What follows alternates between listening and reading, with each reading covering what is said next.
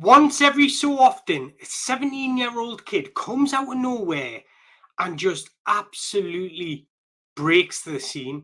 There's a little Ecuadorian already playing for his national team, and that is Kendry Páez.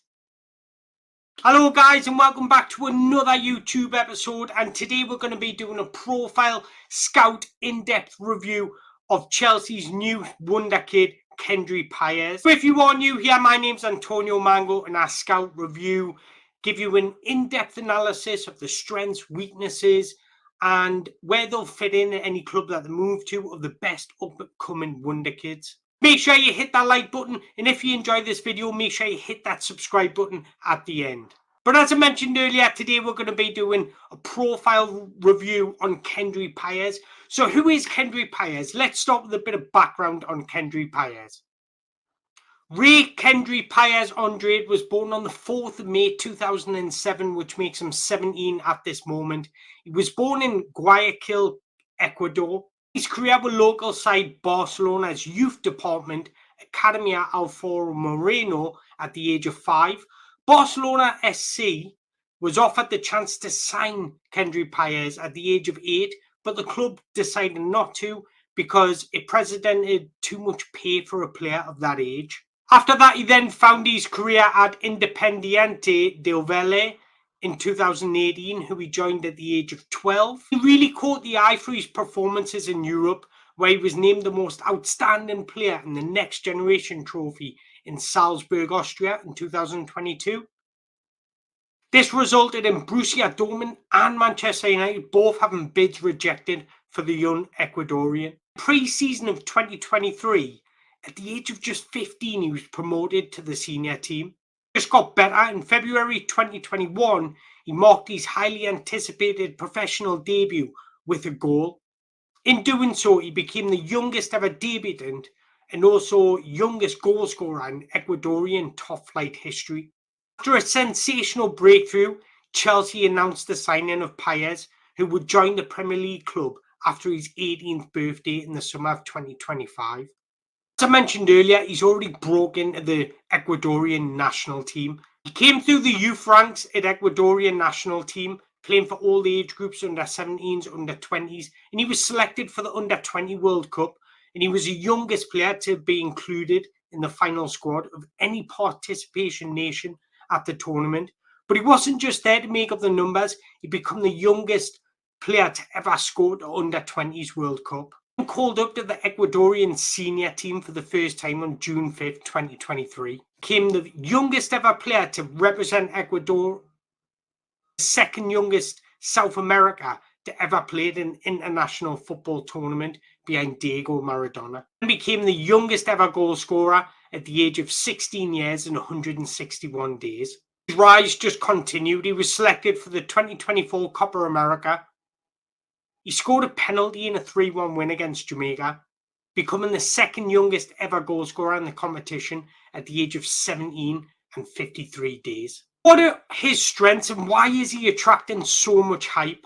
Páez has already become the creative hub for his team, despite only being 17 years old. As you can see, he's been used in numerous different formations, systems and positions. That being attack midfield, central midfielder, or even on the wide right. Just speaks volumes for his in-game intelligence. Where will he position himself on the pitch? Well, you'll often see Páez occupy the right half space. Consistent moving around the attacking third both means he can keep up the intensity of the game and build his momentums of his team's attacks.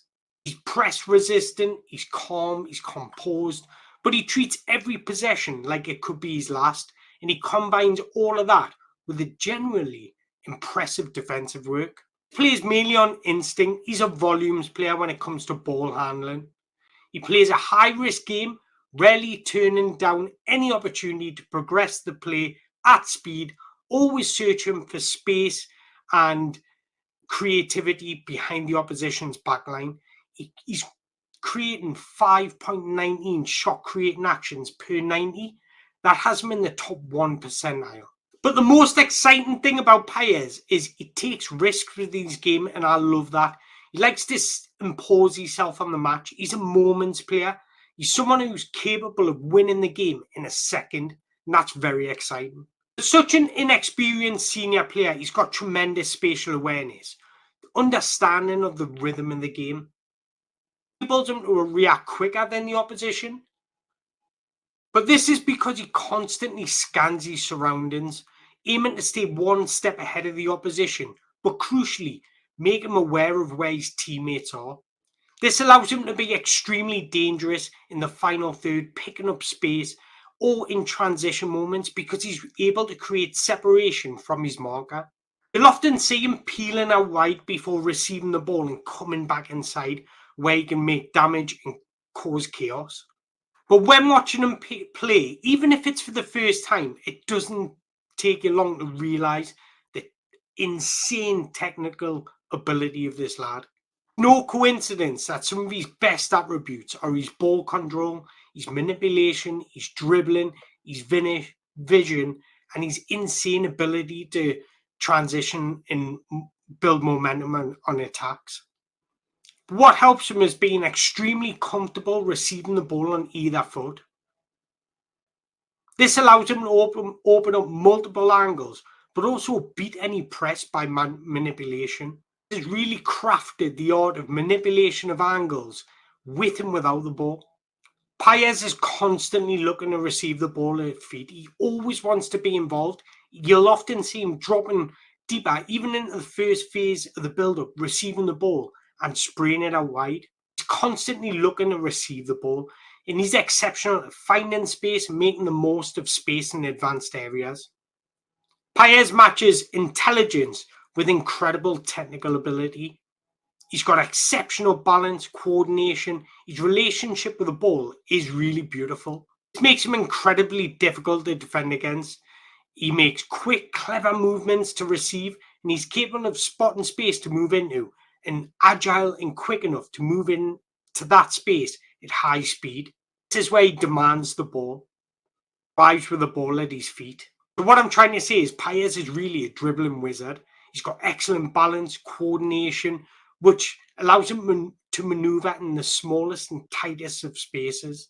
And also carry the ball at speed and change his direction with great skill, manipulating the ball impressively to keep it away from opponents. But what's beautiful about it is his rapid shimmy from a standing position means he's able to beat opponents and is an incredibly difficult player to defend against. Close control is outstanding, and this entices the opponents into a challenge before he can jinx off in opposite directions. I'm saying he's got excellent balance. He's like a dancer. He doesn't go to ground easily, even against the toughest opponents. He's agile, he's balanced enough just to keep him standing, and this allows him to play in tight spaces. You can tell he's really enjoying himself. He enjoys taking on opponents. This allows him to dictate the flow of the game. His awareness, his mobility, he makes it look effortless at times. As well as being incredibly skillful, the youngster has proven to be such an intelligent player, knowing when to move the ball, knowing when to shift the ball, making good decisions. His football IQ is extraordinary for someone so young. So he knows exactly when to create a situation for himself in order to shoot, or when the best time is to release the ball and create an opportunity for somebody else. He mainly does this off the dribble, even though he's not the quickest. His balance, his agility, his low center of gravity, combined with his excellent close control, means he's able to evade pressure consistently. Technique and jinxing past opponents is the main reason why defenders find it so difficult to defend against him. Go either way, which makes him extremely unpredictable. So he's really a dribbling monster and able to manipulate players and break through lines with his dribble. But Páez is also a passing and creative genius. When linking up play in midfield, he'll show wonderful poise and elegance, almost caressing the ball to make a pass. Beautiful consistency of weight and detail on his passing. But it's the understanding of his teammates' movements what excites me. He disguises his passes at times and the release of the pass at times, so makes it more difficult for the opponents to predict, but it also allows his teammates to adopt more dangerous positions, knowing he has the execution to find them. One thing that stood out to me about his passing is his intelligence in his passing. He passes on the foot of a teammate that makes it most likely for them to continue to progress up the pitch more fluidly. In terms of average passes per game, Páez is not high on the list, but he's first for key passes per 90 with 2.7. For me, illustrates his desire to take risks with his passing, but he's good enough to execute it as well. But when he's in the final third, you'll often see him making short combinations with teammates, looking to bounce pass and play around opponents. But when he comes deep into his own half to receive, because of his eagerness to get involved in everything, he does that quite frequently. He gains a lot of possession. He has a lot of the ball at feet throughout the 90 minutes. But when he's deeper in his own half, you'll often see him spray the ball to either wing with a longer range pass. Ultimately, eliminates the opposition's first line of press and gets his teammates into an attacking phase more quickly. Especially in the final third, what I found interesting about Páez is when he makes a short pass, he's always looking to re-receive the ball. Whether he gets it back or not, that's a different story. But he's always can see the space to move into, and that's very dangerous for the opposition. That's probably why he's sitting so highly in the chance creating section, because he can see space before it's opening. It allows him to move into that space before the opposition. So when he's on the ball and his overall contribution to the attacking phase or the game, he shows a high level of maturity. My favourite thing about him, he's extremely forward thinking. He always wants to create a moment. He always wants to hurt the opposition. When he gets on the ball, it's like a demon comes out of him. He wants to punish the opposition, and that's a great skill to have. The young midfielder does not get into a lot of physical ground duels. He looks to avoid duels when he's on the ball. So if he is under intense pressure, you'll often see him make that first-time pass to get out, relieve that pressure, or take a touch away from his opponent rather than going shoulder to shoulder. Which is a good thing because he's playing to his strengths. He's playing to his dribbling strengths because he hasn't got the physicality of other players. So you know you've got an exceptional, intelligent player on your hands when he plays to his strengths to hide any weaknesses. When he does get into a 50-50 duel, usually he comes out on top, and that's surprisingly, and it's not because he outmuscles the opponent, but he outsmarts them because he's able to read the situation extremely well. In the defensive phase, well, his work rate is at a decent level. However, sometimes he can be caught out of position and sometimes can be quite lazy when he's facing teams of a lower level. But he does average joint top for tackles per 90 with 1.5. But I do think there's room for improvement in the defensive phase. Sometimes he's timing on his pressings wrong, or he times his tackles wrong, or he just looks disinterested. His weaknesses, apart from the one I've just mentioned, well, on the ball, there's not that many weaknesses. There's just some fine-tuning to do. Sometimes he's slightly too left-footed, and that restricts him somewhat in his movement and his dribbling. Sometimes the space is on the right-hand side, but he'll look to come in on his left when there's not that much room. His intentions to always move on his left foot eventually. I mentioned earlier his consistency in the defensive third. Sometimes he lacks mentally. He's arguing with the referee. He's getting himself frustrated and agitated. That's something that will have to be coached out of his game.